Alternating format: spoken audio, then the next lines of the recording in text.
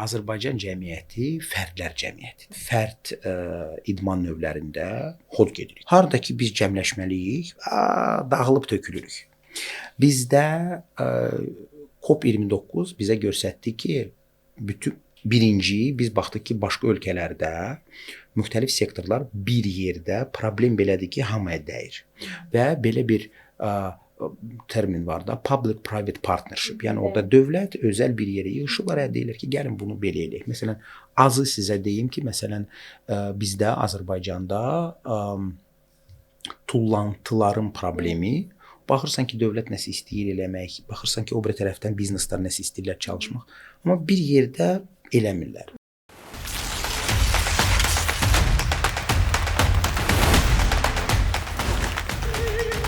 Hörmətli dinləyicilər, hər birinizi Green Talks podkastımızın növbəti seriyasından salamlayıram. Bugünkü qonağımız Azərbaycanda Amerika Ticarət Palatasının Dayanıqlı İnkişaf və Korporativ Təsir Komitəsinin sədr müavini Ceyhun Atayevdir. Xoş gəlmisiniz Ceyhun müəllim. Xoş gününüz olsun. Ceyhun müəllim, bu yaxınlarda Azərbaycan çox mötəbər, belə deyək, kifayət qədər böyük, deyərdim ki, indiyənə qədər Azərbaycanda keçirilmiş ən böyük bir tədbirə ev sahibliyi etdi. Ümumiyyətlə, COP-un ölkəmiz üçün konkret faydaları nələr oldu? Bundan biraz danışa bilərikmi?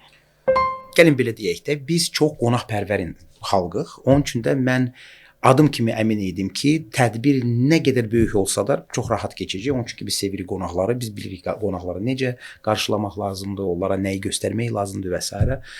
Tədbir barədə bizim COP komandamız kifayət qədər böyük bir komanda event, yəni tədbirlə bağlı işləyirdi.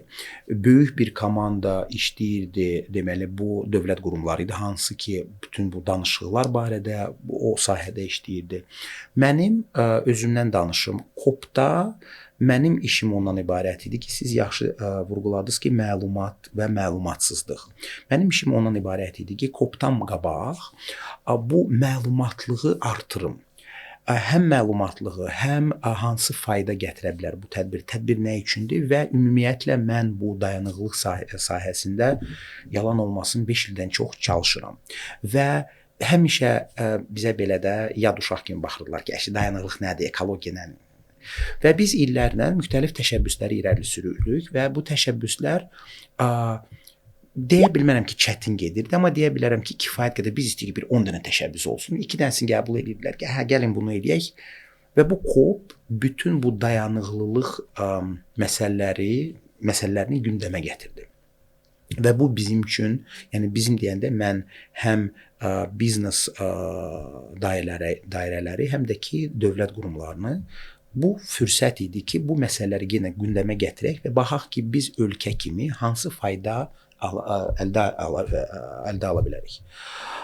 Və mənim işimin yarısı bu məlumatlığın artırılması və yeni biliklərin həm dövlət qurumları üçün, həm canım sizə desin biznesdə işləyənlər üçün, həm akademiya, yəni universitetlərdir, think tanklərdir, təhlil mərkəzləridir, həm media üçün biz əməlli başlı ən qədər təlimlər, belə deyək də, məlumatlığın artırılması məqsədi qoyub müxtəlif seminarlar keçiririk ki, cəmaət bilsin nə olan şeydir, faydalar nədir və s. və s. İşin ikinci hissəsi isə müxtəlif təşəbbüslər idi ki, biz ona deyirik, yəni miras, yəni legacy. Ölkədə COP-dan sonra bizə nə qalacaq? Və orada qanunvericilikdə dəyişikliklər, yeni milli standartlar, yəni mən ümumiyyətlə də deyirəm, yeni milli standartlardır. Canım sizə desin, İngilis dilində o gedir National Pledge. Mən bunu Azərbaycan dilinə deyərdim ki, niyyətlər silsiləsi deməzdim, niyyətlər toplusu. Və bu Azərbaycanda qalıb. Canım sizə desin, COP-dan sonra bizdə əməlli başlı həm bizneslər, həm dövlət qurumları, həm media, həm akademiya, həm qeyri-hökumət təşkilatların anlayışı deməzdim, amma əməlli başlı mən deyə bilərdim ki, bu sahədə məlumatlığı artıb və ikinci tərəfdən bizə Azərbaycana hal-hazırda ən qədər yeni standartlar var və bu standartlar kömək eləyəcək həm bizneslara Azərbaycan yerli malları xaricə çıxartmaq olmuş. Orada deməli həm Avropada, həm Asiyada onların ithal prosedurlarına biz əməl etməliyik və Azərbaycan bizneslər artıq buna hazırdır. Ümumiyyətlə belə desək, bu balaca bir suala böyük bir cavab. Çox yaxşı qeyd elədiniz. Əslində bir nüansı, hansı ki, indiyənə qədər bu dayanıqlılıqla bağlı, ekologiya ilə bağlı mövzulara istər belə deyək də müxtəlif şirkətlər olsun, bir qədər elə əhalidə də bu var idi. Biraz ögey övlad rəftarı olunurdu. Amma düşünürəm ki, COP-un digər tərəfdən xüsusi bir faydası insanlarda bir belə deyək də bir çağırış oldu. Bir onlarda bir yaxşı mənada bir onları tərpətdi ki, əslində bu ögey övlad deyil, elə ən yaxşı, ən ağıllı, ən lazımlı övladdır. Və xüsusilə də məsələn elə bu ildə daxil olmaqla biz özümüz də məsələn ekologiya sahəsində fəaliyyət göstərən qeyri-hökumət təşkilatıyıq. Bizə gələn müraciətlərdən də gördük ki, bu il bir şirkətlər üçün, xüsusilə özəl şirkətlər üçün bir təkan oldu, hərəkət verici bir təkan oldu ki, onlar ekologiya ilə bağlı məsələlərə biraz daha ciddi yanaşmağa başlasınlar. Xüsusilə ekoloji istiqamətlə korporativ sosial məsuliyyət layihələrinə daha çox belə deyək maraq göstərməyə başlasınlar və düşünürəm ki, bu belə deyək də bu COP buna bir yaxşı mənada bir təkan oldu və bu davam edəcək. Ceyhun müəllim, danışdıq ki, müxtəlif qərarlar qəbul edildi. Və bu tədbir zamanı ölkəmizdə həmin belə deyək də bu yaşıl inkişaf strategiyasına hansı cür təsirləri olacaq bunların? Bilirsiniz, mən fəlsəfi cavabı fəlsəfi təməlidən başlayacağam cavablandırmağa. Biz deyirik ki, yaşıl dünya naminə və s. Bu o deməkdir ki, bu fikirlər bizə o cəmiyyətlərdən gəldi ki, artıq oturmuş cəmiyyətlərdir. Mənim xoşuma gələn çox maraqlı bir kitab var. Arxetipik Azərilər mentalitetin simaları. Və orada müəllif bizim təəssüf ki, dünyanı dəyişən bir alimdir. Çox maraqlı bir fikir deyir ki, Qumilov deyirdi ki, köçəri mentalitetində strateji yanaşma anlayışı yoxdur. Və yeni bu oturmuş cəmiyyətlərdən bizə gələn ki, gəlin gələcəyi fikirləşək, yaşıl dünyanı fikirləşək, o bizi asta-asta bu köçəri mentalitetindən oturaq deyirlər də, ona oturmuş mentalitet. Yəni biz başlayırıq fikirləşməyə ki, yaxşı gələcəyimiz nə olacaq? Onun üçün ki, biz həm köçəriyik hələ də, həm də ki, tacirik. Biz fikirləşmə, uzun müddətli sərmayə, sabahı fikirləşim. Yaxşı, bugünü yola verim, sabahı fikirləşərik. Biz artıq bizim o Türk dilində ona kafa deyirlər, Azərbaycan dilində nə deyilir? Düşüncə tərzi dəyişir və biz artıq uşaqlarımızın gələcəyini başlayırıq fikirləşməyə. Və bu çox yaxşı bir transformasiyadır. Yəni biz başlayırıq ki, okey, özümüzü fikirləşdik, sabahımız nə olacaq? İndi artıq biz bir addımda gedirik. İlk olaraq mən bunu bir düşüncə tərzinin dəyişməsini görürəm. Bu yaxşıdır. İkinci tərəfdən də bu sualın sualın əsas hissəsinə gəldikdə bilirsiniz, biz deyə bilmərəm ki, pulgir xalqıq, amma bizim belə bir yanaşmamız var da, yenə də burada. Ondan mənə nə? Və biz başa düşürük ki, uzun müddətli bu pul aparan bir şeydir. Sən sərmayəni qoymalısan və biz tacirik. Biz deyirik ki, mən bugün 1 manat qoyum, sabah 2 manat çıxardım. Biz asta-asta ondan keçirik uzun müddət. Mən bugün, sabah 1 manat, sonra gələcək. Ola bilər ki, mən görməyəcəm onu, amma mənim övladlarım onu görəcək. Biz ona başlayırıq öyrənməyə. Və ikinci tərəfdən biznesdə belə bir şey var da, sayanda sən deyirsən ki, sən bunu belə bir konsepsiya var da, kölgə iqtisadiyyatı və illərlə bizneslara deyilirdi ki, kölgədən çıxın, işləyin, ağappaq mühasibatlıq olsun, bütün proseslər, prosedurlar və s. Ağ yolla işləmək faydalıdır və bu uzun müddətlidir, dayanıqlıdır və s. və s. Eyni şey biz müxtəlif yaşıl təşəbbüsləri başlasaq eləməyə bu gün, sabah bizim bizneslər biraz az pul həşləyəcək ki, bu loru dildə desin, bu zibillikləri sözün əsl mənasında yox. Yəni bu dərdləri dəyişmək və s. O bir tərəfdən bizdə konkret desəm, məsələn, iki sektoru deyim. Deməli mən demişdim ki, o niyyətlər toplusu. Məsələn, Azərbaycan bank sektoru və Azərbaycan tikinti sektoru əməlli başlı niyyət, ona deyirlər ingilis dilində national pledge, deməli milli niyyətlər toplusunu qəbul etdilər və dedilər ki, biz bank sektoru olaraq 2035-ci ilə kimi 2 milyard manat pul qoyuruq bir qırağa ki, bu pul yalnız və yalnız yaşıl texnologiyalar, yaşıl layihələr, yaşıl maliyyə tərəfə gedəcək. O bir tərəfdən, məsələn, tikinti sektoru deyir ki, mən qorxuram öhdəlik sözünü işlətməm, amma əslində bu öhdəlikdir. O deyir ki, mən özüm, yəni məni heç kim məcbur eləmir. Mən tikinti sektoru olaraq, mən tikintidə bu yaşıl texnologiyalardan işlədəcəyəm ki, birincisi sabahı fikirləşim, ikincisi o deməkdir ki, mən indi ən qabaqcıl texnologiyaları işlətsəm, o mənə uzun müddətli o perspektivdə ucuz başa gələcək. Yəni konkret desəm, bizim müxtəlif azı bir iki industriyanın adını çəkə bilərəm ki, artıq onlar fikirləşiblər ki, uzun müddətli də sərmayə qoyulacaq və cəmiyyət onun faydasını görəcək. Ceyhun müəllim, digər bir məsələ hamı üçün maraqlı olan nüans o idi ki, COP-dan sonrakı müddətdə bunun bizim iqtisadiyyatımıza necə təsir olacaq? Bayaq çox yaxşı bir məsələni qeyd elədik ki, yəni əslində biz də COP-a hazırlaşmaq üçün kifayət qədər ölkə olaraq kifayət qədər yaxşı bir sərmayə qoyduq. Həm bu bizim belə deyək də şəhərimizin infrastrukturunun dəyişməsi ilə bağlı olsun, bir çox istiqamətlərdə.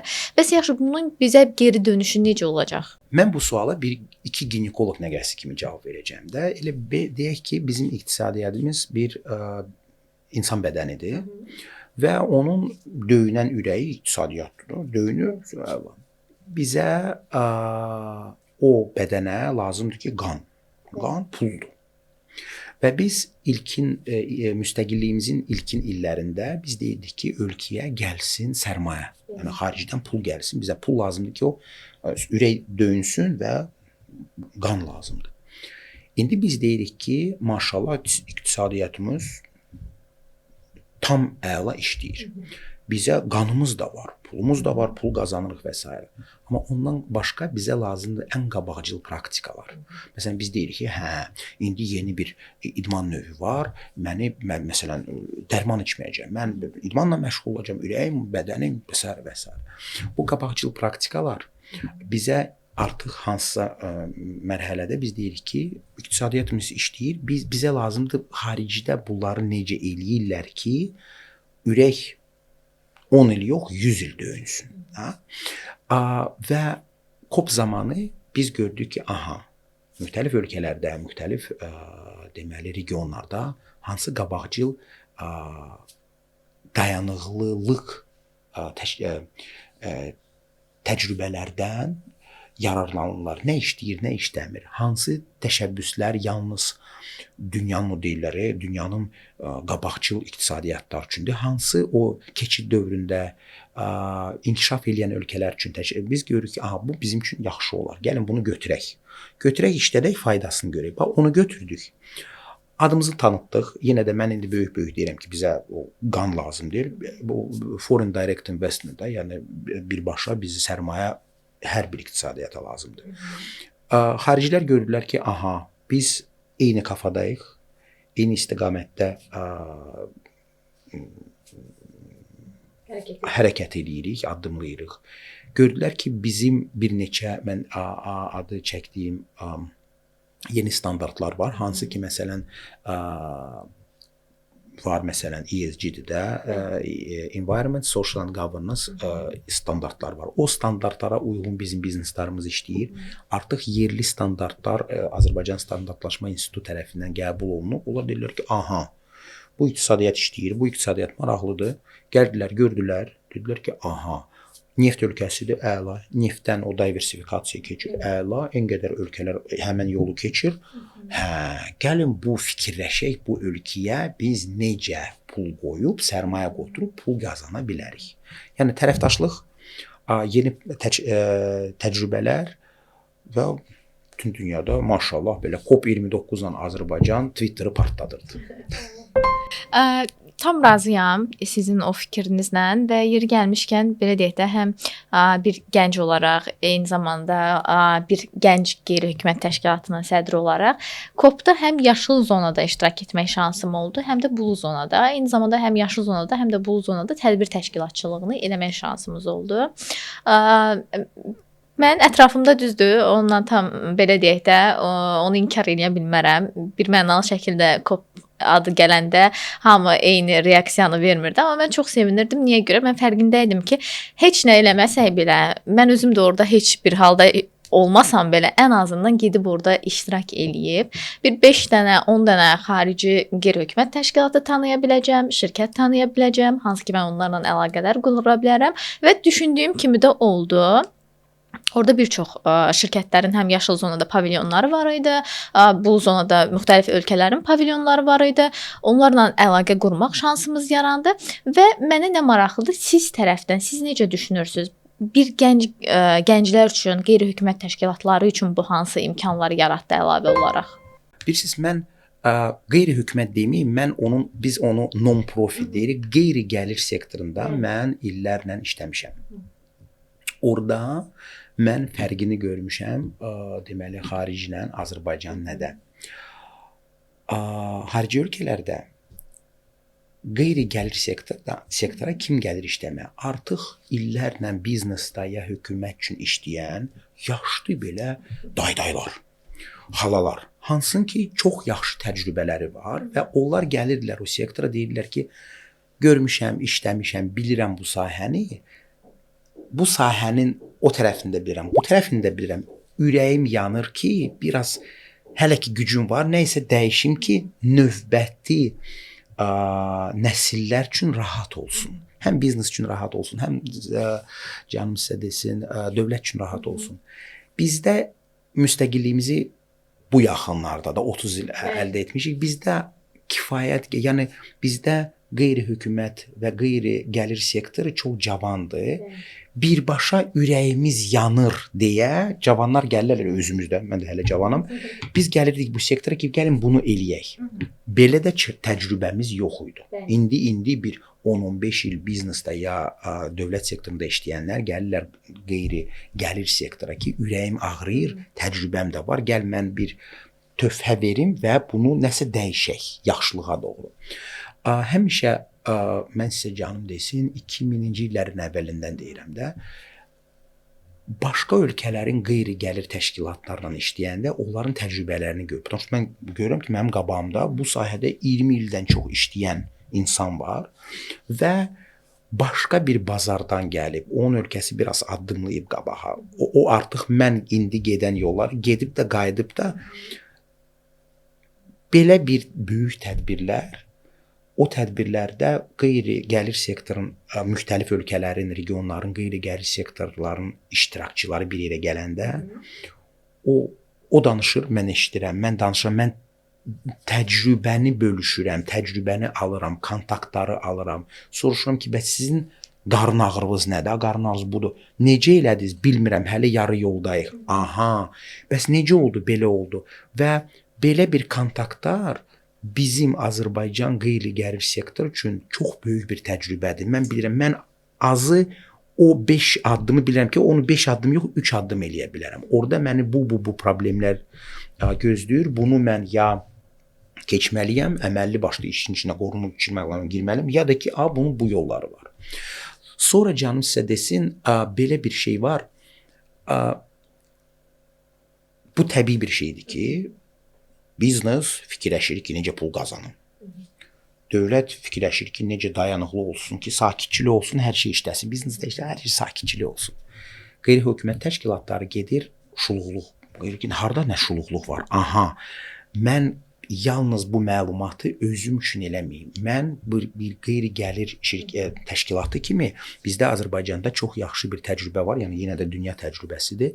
Müxtəlif dövlət qurumlarının nəzdində ictimai şuralar və həmin ictimai şuraların üzvləri qeyri-hökumət təşkilatı, qeyri-gəlir təşkilatların üzvləridir, təmsilçiləridir. Həmin təmsilçilər qayıdır və deyir ki, mən KOP-da belə bir görüş gördüm və onlar belə bir problemlə üzləşib. Ay bizneslər, ay dövlət, gəlin bir yerə oturaq, çəkilməyək, medianın da çağıraq ki, biz ola bilər ki, bizim bu yolda belə bir çətinliklər olsun.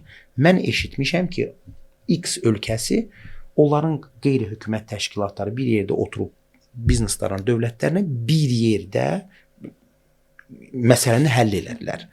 Məncə burada iki məsələ var. Qeyri-hökumət təşkilatları bir-birlərinə danışıb təcrübə götürüb və qeyri-hökumət təşkilatları, qeyri-gəlir sektoru hökumətə və bizneslara müxtəlif yaxşı təcrübələri ötürə bilər ki, siz orada danışmışdınız, puldan danışdınız, ondan danışdınız, bundan danışdınız. Balaca belə məsələlər var, sizin vaxtınız yox idi. Biz sizə bunu danışaq ki, sabah bir yerdə o sinergiya məsələsi, bir yerdə bu çətinliyin altından bir yerdə çıxaq, bizə rahat olar. Ceyhun müəllim, bəs sizin fikrinizcə COP29-un bizim ölkəmizdə keçirilməsi bundan sonraki müddət üçün hansı addımları, hansı çağırışları ortaya çıxardı? Çox belə fəlsəfi bir sualdır. Gəlin mən bunu belə də fəlsəfi suala fəlsəfi cavab verim. Zənnimcə Azərbaycan cəmiyyəti fərdlər cəmiyyətidir. Biz sevirik. Baxsaq, fərd idman növlərində xod gedirik. Harda ki biz cəmləşməliyik, dağılıb tökülürük. Bizdə COP29 bizə göstərdi ki, birinci biz baxdıq ki, başqa ölkələrdə müxtəlif sektorlar bir yerdə problem belədir ki, hamıya dəyir. Və belə bir termin var da, public-private partnership. Yəni orada dövlət, özəl bir yerə yığışırlar, deyirlər ki, gəlin bunu belə eləyək. Məsələn, azı sizə deyim ki, məsələn, bizdə Azərbaycanda tullantıların problemi, baxırsan ki, dövlət nəsə istəyir eləmək, baxırsan ki, o biri tərəfdən bizneslər nəsə istəyirlər çalışmaq, amma bir yerdə eləmirlər. Məsələn, müxtəlif ölkələrdə gördük ki, tullantılar problemi bu bələdiyyələrin və özəl şirkətlərin bir yerdə yaradırlar birgə müəssisə, əməlli başlı da həll edirlər onu. Onun üçün ki, orada bəlli şeyin, orada birisi nə var? Dövlətin içində müxtəlif qurumlar gəlirlər bir ortaya, deyirlər ki, sənin qarnın ağrındadır, hə, o mənim də qarnım ağrındadır, gəl birləşə eləyək. Bunu gördük, növbəti dəfə gördük və ümumiyyətlə gördük ki, o belə qəşəng bir söz var, dünya bizim evimizdir və s. və s. Həqiqətən gördük ki, biz deyirik ki, sərhədlər, hüdudlar və s. və s. Ya o hüdud ürəyimizin ortasından keçir, ya sərhəddən keçir, amma yenə də ev bir dənədir. O biri tərəfdən biz gördük ki, bizdən də çətin şəraitdə yaşayan ölkələr var. Onların da problemləri var, onların da siz demiş çağırışları var. Və biz gördük ki, yox, nikbinlik varsa, insanlar çox yaxşı gələcək, çox rahat gələcəyə baxırlar. Suala gəldikdə isə, belə uzun danışdım, çağırışlar. Çağırış məncə bizdə ondadır ki, İncildə belə bir söz var ki,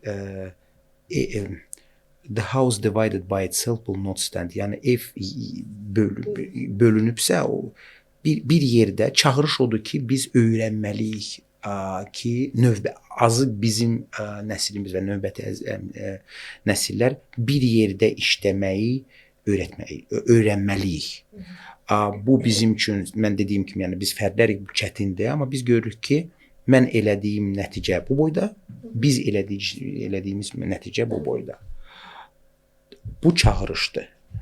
İmkanlar yenə də biz görürük ki, dünya bizə, yəni heç bir ölkə, heç bir böyük dünya təşkilatları bizim üzümüzə qapıları bağlamır. Bu imkanlardır. Biz görürük ki, və bilirsiniz, vaxtilə Azərbaycana böyük xarici şirkətlər gələndə biz cavan idik, öyrənirdik. Sonra maşallah bizim kadrlarımız fısqırıqdır. Biz artıq xaricilər lazımdır. Xaricilərin sayı azalır və xaricilər necə işləyir, xarici şirkətlər necə işləyir? Cavanlar onu görürlər ya oxuyanda, ya xaricdə işləyəndə, ya da belə bir böyük tədbirlər olanda. Və imkanlar odur ki, cavanlar gördülər. Biz deyə bilmərəm ki, qoca nəsil, amma yenə də gördük ki, heç kim bizim üzümüzə qapıları bağlamır, hamı açıqdır. Soruşursan, deyirlər, başlayırsan işləməyə, görürlər ki, səni belə kölgəyə salmır, deyir ki, gəlin işləyək. İmkanlar odur ki, bütün dünya sözün yaxşı mənasında ürəkləri bizə açıqdır, qapıları bizə açıqdır. Biz bir yerdə işləyib böyük bir yer kürəmizə böyük bir fayda gətirə bilərik. Balaca ölkə olsa da dama-dama yaşıl gələcək olar. Top oldu, bitdi. Çox da yaxşı belə deyək, qonaqlı ev sahibliyi elədi. Bəs bundan sonrakı müddətdə, COP-dan sonrakı müddətdə belə deyək, ölkəmizdə olan həm belə dövlət olsun, özəl sektor olsun, dediyimiz o qeyri-hökumət təşkilatları olsun, bütün bunlar hamısı üçün yaşıl təşəbbüsləri həyata keçirmək üçün hansı strategiyaları siz tövsiyə edərdiniz? Hansı belə deyək də, hansı yolu izləməlidirlər? Strategiya, canım sizə desin, mən təcrübəni bölüşümdə, bizdə məsələn, əvvəl belə idi ki, ya biznes bunu fikirləşirdi, ya dövlət fikirləşirdi, imенно вот belə vergüllə, ya o sektor, ya bu sektor. Biraz belə aktivistlər var idi və media. Strategiya ondan ibarətdir ki, o tək əldən səs çıxmaz məsələsi də.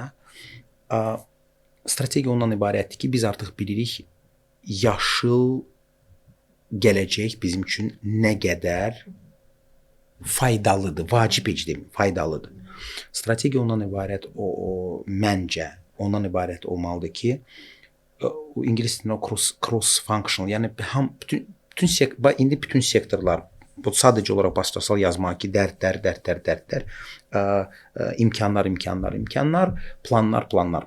Sonra belə qoysalar, görəcəklər ki, bu buna.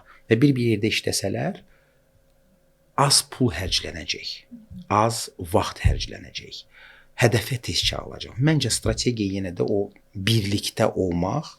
Adətən biz gedirik, orada qulaq asırıq, sonra burada qulaq asırıq, amma heç kim bu körpüləri çətindir qurmaq. Məncə strategiya ondan tövsiyəmi deyim, arzumu deyim, qeyri-gəlir sektoru, hardakı ürəyim ağrıyır bunun üçün, insanlar orada çalışırlar. Belə bir körpüləri müxtəlif sektorların arasında bir yerə, bir masanın ətrafına gətirməklə, danışmaqla, həmin bu dərdləri bir yerə qoymaqla ki, gəl, görürsünüz, burada səndə də bu dərddir, gəlin bunu birləşdirək, eləyək. Məncə strategiya ondandır ki, körpüləri tikmək və bu körpülərə o tərəfdaşları gətirmək, danışmaq və orta mərhələyə gedib eləmək. Tam razıyam sizin bu fikrinizlə. Elə məhz EcoHub-ın belə deyək də fəaliyyət istiqamətimi desək, fəaliyyət məqsədimi desək, bizim məqsədimiz də məhz həm dövlət, həm özəl sektor arasında körpü rolunu oynamaqdır. Bayaq çox yaxşı bir nüansı qeyd elədiniz, tullantı məsələsi. Onu qeyd edim ki, ümumiyyətlə biz fəaliyyətimizə sırf tullantıların idarə olunması, o istiqamətdə yeni innovativ həllər gətirməklə başlamışıq və bu istiqamətdə də davam eləyirik və bizim iş mexanizmimiz tam olaraq sizin dediyiniz kimidir. Biz dövlət tərəfindən Nazirliyin, digər tərəfdən isə özəl şirkətlərin, hansı ki bu Coca-Cola'dır, Carlsberg-dir, əməkdaşlıq elədiyimiz və onların kesimləri çərçivəsində biz tullantıların idarə olunması ilə bağlı mexanizm işləyib hazırlamışıq. Sözümü nəyə gətirmək istəyirəm? Həqiqətən bu qeyri-hökumət təşkilatlarının körpü rolunu oynamağı doğrudan da problemin həllində çox vacib məsələdir. Mən onlar bir stakeholder-da bir tərəfdaşı da nəzərdə tutdum. Məsələn, dövlət əla, özəl əla, körpünü tikdik. Ola bilər ki, bir dənə körpü çox faydalı ola bilər. Bu akademiyadır, təhlilçilərdir. Ola bilər ki, indi biz deyirik ki, məsələn, plastik tullantılar dərddir, mikroplastik dərddir. Ola bilər ki, hansısa universitetdə artıq test rejimində hansısa bir nəyisə icad eləyiblər ki, o plastikdan hava eləyir və o artıq plastik. Mən deyərdim ki, ola bilər ki, bizdə sənaye təhlil mərkəzləri belə də azdır Azərbaycanda, amma dünyada ola bilər ki, mən sözümün canı nədir? O körpüləri tikəndə bir körpünü xaricə də atın, baxın həmkarlarımız nə edirlər. Baxın başqa ölkə. Ola bilər ki, biz deyirik, vay problem. Ola bilər ki, hansısa başqa ölkədə artıq test şəklində bu problemi həll eləyiblər. O da ola bilər. Yəni o bir dənə də körpünü ora atsa. Elə o COP məsələsi bu baxımdan bizə çox o baxımdan faydalı oldu. Yəni o körpünü ata bildik. Bir gedib baxa bildik. Çox təşəkkür edirəm Ceyhun müəllim. Doğrudan da şəxsən mənim üçün çox faydalı oldu. Həqiqətən də belə deyək, bu sahədə təcrübəsi olan birinin müxtəlif hal-hazırda müxtəlif belə deyək də yerlərdə fəaliyyət göstərən birinin baxış açısını görmək, fikirlərini öyrənmək çox maraqlı oldu. Əminəm ki, belə deyək, bizi tək dinləyən insanlar adi vətəndaşlar deyil. Həmçinin qeyri-hökumət təşkilatlarının nümayəndələri də bizə baxır. Əminəm ki, onlar üçün də faydalı oldu və bundan götürəcəkləri çox şey var. Çox təşəkkür edirəm dəvətimizi qəbul etdiyiniz üçün. Çox sağ olun bir daha. Siz sağ olun. Bilirsiniz, bizdə ofisimiz qabağında Radenin o fikirləşən insan deməli heykəli dayanıb və bir dəfə orada installyasiya eləyiblər. Deməli o qalır heykəl və onun yanında belə palçıqdan ayaq izlərini eləyiblər. Biri var fikirləşən insan, biri var ki, fikirləşib durub gedib eləyən insan. Yaxşı ki, siz varsınız, qeyri-hökumət, qeyri-gəlir sektoru bu çox vacibdir. Onun üçün ki, dövlət də biraz belə öz sürəti ilə işləyir, biznes də öz sürəti ilə işləyir və zənnimcə qeyri-gəlir sektoru həmin o fikirləşən insandan tez gedib hansısa addımları atan insanlar sizsiz, cavansız, peşəkarsız, işinizi bilirsiniz. Əsas odur ki, ürəyiniz ağrıyır. Həmişə o ürəyiniz ağrıyır, belə yaxşı mənada olsun. Həmişə ürəyiniz döyünsün və bizi dəyişdirin. Biz razıyıq. Çox sağ olun ki, dəvət eləmisiniz. Çox təşəkkür edirik. Hörmətli dinləyicilərimiz, bugünkü podkastımızın yekununa gəldik. Bizi dinlədiyiniz üçün, bizə baxdığınız üçün təşəkkür edirik. Növbəti görüşümüzədək.